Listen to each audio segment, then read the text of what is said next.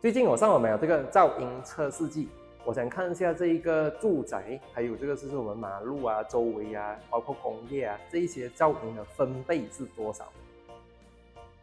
OK， 我会在几个场景去 test 这个东西啦，主要是 test Asaga 的这一个 Low E Glass， 然后还有就是在路边马路车经过的时候会有多嘈，还有就是工业区，还有就是装修的时候那个屋子会有多嘈啦。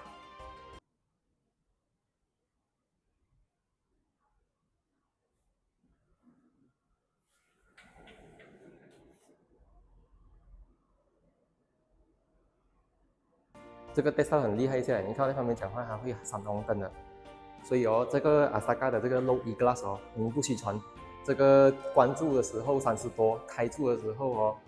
开住那个门啊，开住那个窗口的时候是50多分贝，所以这个测试 Asaga 的这个真材实料。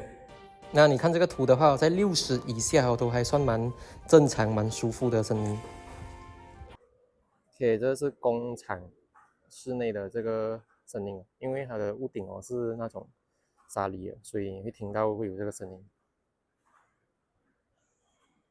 看我没讲话，它是40多，接近50，还没有加包括生产呢。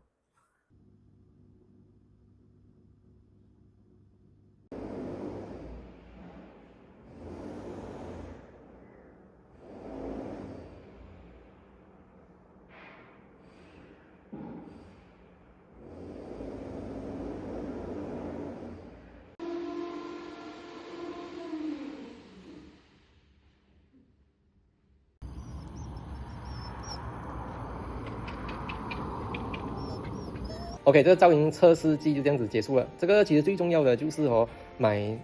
比方说一些公寓啊、现成的单位啊，你想要知道关完这一个门窗啊过后，它的室内会不会很安静啊？这个就是一个很好的 testing 啊，在你在买这个房子的时候。好，希望今天的视频可以帮助到你，谢谢。